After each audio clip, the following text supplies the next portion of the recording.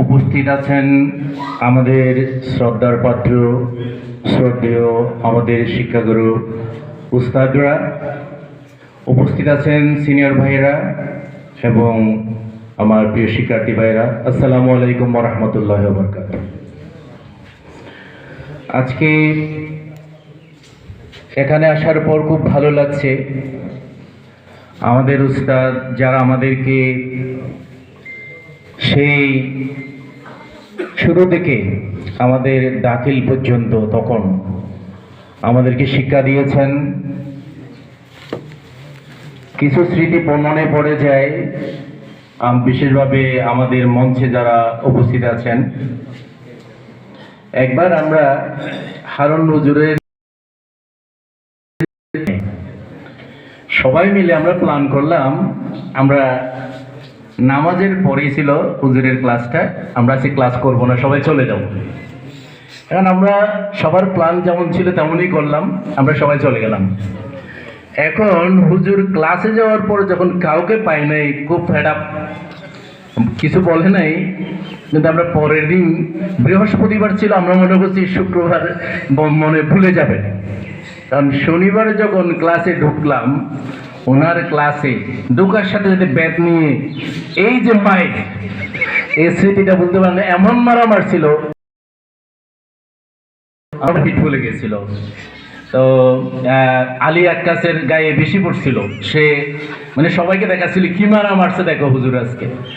এই স্মৃতি, এরকম অনেক স্মৃতি আছে, ওই স্মৃতিটা মনে পড়ে।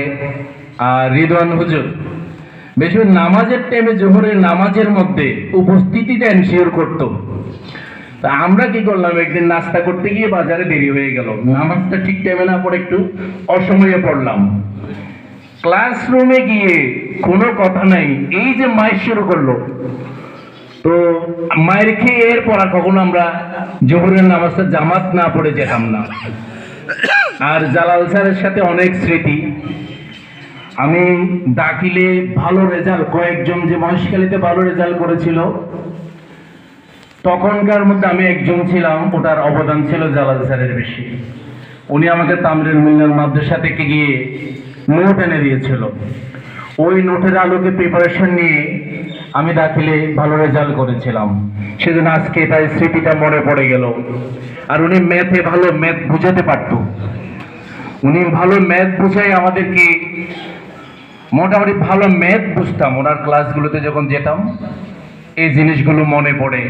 আর রফিকুদ্দিন হুজুর, উনি দোয়া বিভিন্ন কনসেপ্টগুলোতে আমাদেরকে খুব কঠোরভাবে বোঝাতেন, আমরা এগুলোতে খুব আনন্দ বোধ করতাম। তাই আজকে এই ঈদের এই সমাবেশটাতে আমাদের জন্য আলোকিত সমাবেশ হয়ে গেল। আমাদের উস্তাদরা আমাদের সামনে আছে, আমাদের নিজেদেরকে আনন্দিত মনে হচ্ছে যে আমাদের শিক্ষা গুরুদের সামনে আমরা দুই একটা কথা বলার সুযোগ পেয়েছি। তো সেই জন্য আমরা খুব আনন্দিত। ভাইয়েরা, আমাদের আসলে এই প্রাক্তন প্ল্যাটফর্মগুলো যে কোনো প্রতিষ্ঠানে কেন থাকে, উদ্দেশ্য থাকে কয়েকটা।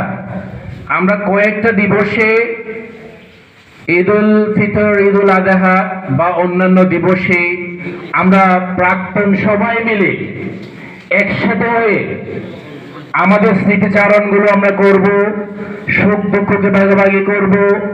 কোনো ভাই বিপদে পড়লে আমরা তার সহায়তার, আর আমরা আমাদের ভাইরা কে কোন অবস্থানে আছে সেটা আমরা জানবো।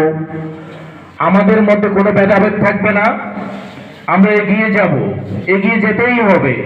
কারণ এটা দিয়ে আমাদের কোনো অ্যাচিভমেন্ট নাই, এখান থেকে অর্থনৈতিক কোনো বেনিফিট আপনি পাবেন না, এখান থেকে একজন আরেকজনের পিছনে আমরা লাগালাগি করলে আমাদের কোনো বেনিফিট নাই। কিন্তু ঐক্য থাকলে আমাদের বেনিফিট আছে। ঐক্যবদ্ধ United force is a big force in everywhere.